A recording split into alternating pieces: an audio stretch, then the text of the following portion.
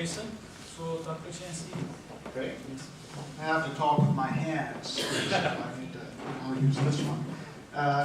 Thank you for inviting me to be a part of this event tonight. I'm looking forward to it, and it's certainly an honor to be on this panel. And the topic could not be more timely or more important. Forms of racial and religious and ethnic extremism appear in every society, as we heard Dr. Hunt's comments channeled earlier. But I'm especially concerned tonight with the forms of extremism that appear in our own society. And although I'm concerned about all forms of extremism, my touchstone tonight that I'll probably come back to here and there is the extremism that I see coming from the far right end of the American political and social spectrum, and particularly the sentiments that are being expressed about Islam. In terms of right-wing extremism in general, we passed a dreadful milestone this year in American society.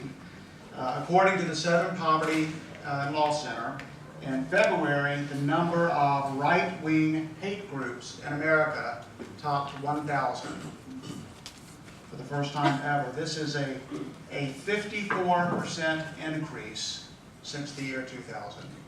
So it's a dramatic increase. These groups include neo-Nazis, Klansmen, skinheads, neo-Confederates, border vigilantes, nativists, that is, anti-immigrant groups, and the biggest growth was in the so-called patriot movement, groups that are suspicious of the federal government and its role. To make it onto this list, you had to have more than just a very, very conservative, that is, towards the right, political position. These had to be groups that were advocating violence or who were using the rhetoric and tactics of hate-mongering.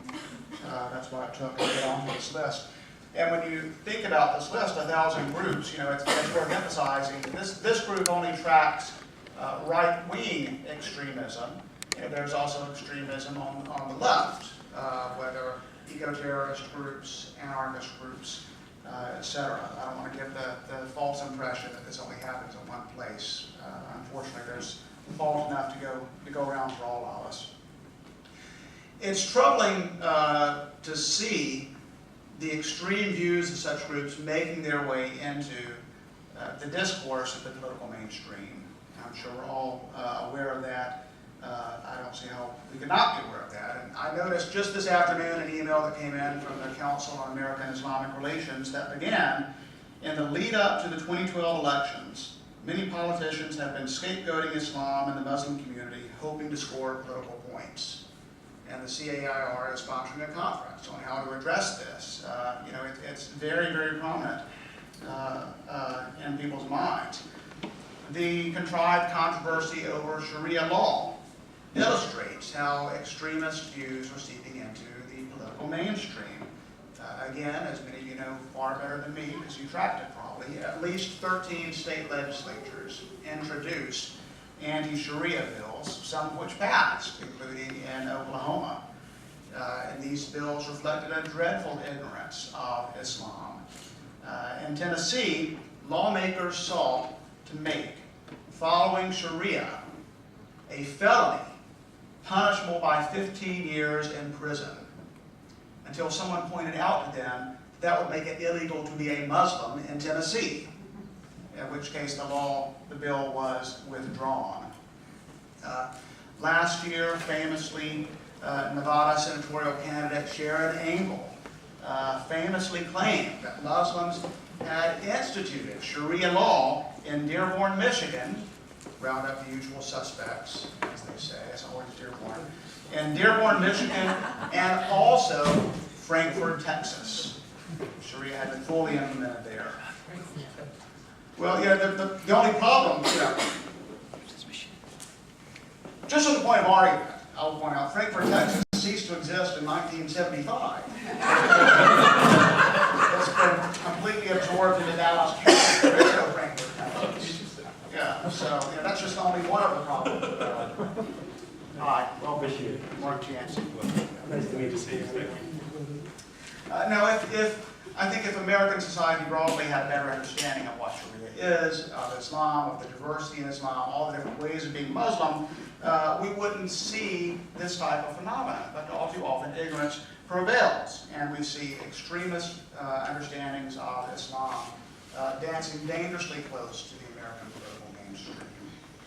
So tonight I want to talk about combating this type of ignorance and combating the extremism that goes along with it through the strategy of increasing religious literacy.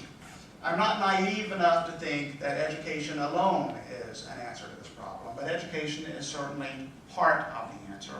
And while we will never, through education, reach people who have committed themselves to the path of hate, I think there are a lot of people who are in the middle who simply don't know what to think that we can reach and keep them from buying into extremist ideas that are circulating from the right. Education about religion can help us all to understand those different from ourselves.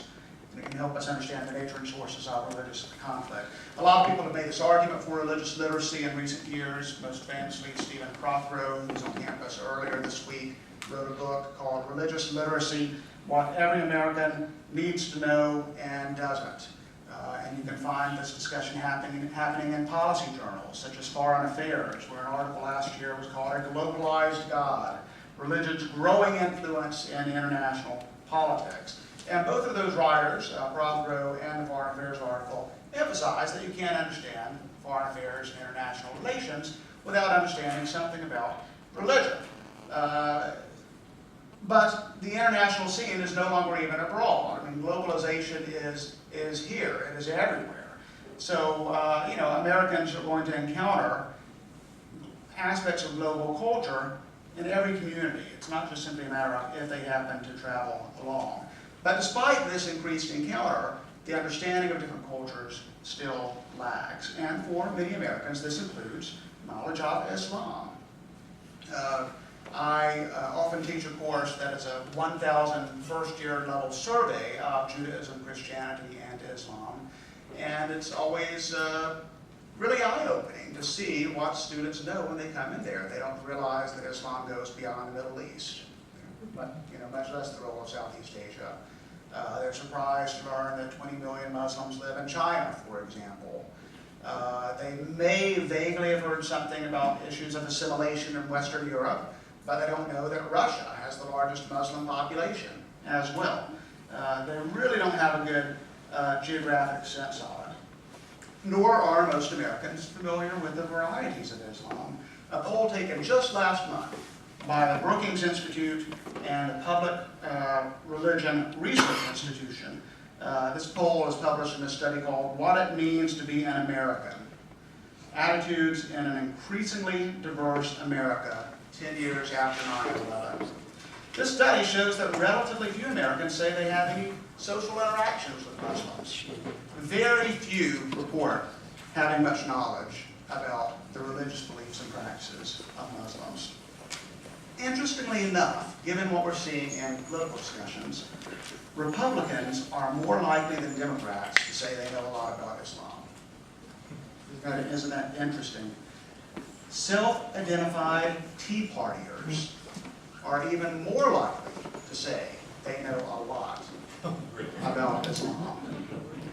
And in terms of which TV station they follow, people who watch Fox News are the most likely to say they know a lot about Islam. So you just have to question the accuracy of the information that's floating around in their heads. But it's not just Islam where religious literacy falls short. Many Americans are just as unfamiliar with Buddhism, Hinduism, Confucianism, Taoism, and other traditions that originated outside the West. Many Americans are unfamiliar with Judaism, and many Americans are unfamiliar with Christianity, including American Christians.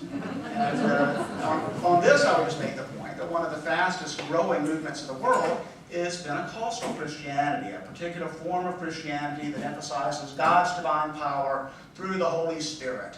And God's Holy Spirit can empower people, Pentecostals believe, to cast out demons and work miracles and to speak in strange languages that they have never learned, and all of this serves the cause of personal transformation. Now, Pentecostalism was made in the USA back in the late 1800s and especially early 1900s, but it is growing like wildfire in the developing world. It's the second largest Christian movement after Catholicism, and the 21st century for Christianity is going to be the century of Pentecostals. And Americans who have not yet encountered the versions of Pentecostalism that are in Ghana, Nigeria, Brazil, Guatemala, and other countries are going to suddenly, when faced with it, see here are expressions of Christianity that are very, very different from what they are accustomed to. It is going to be eye-opening, absolutely eye-opening. That encounter has already begun because many Americans, of course, have cultural backgrounds from these countries. But just to make the point, this lack of religious literacy cuts across people of all traditions about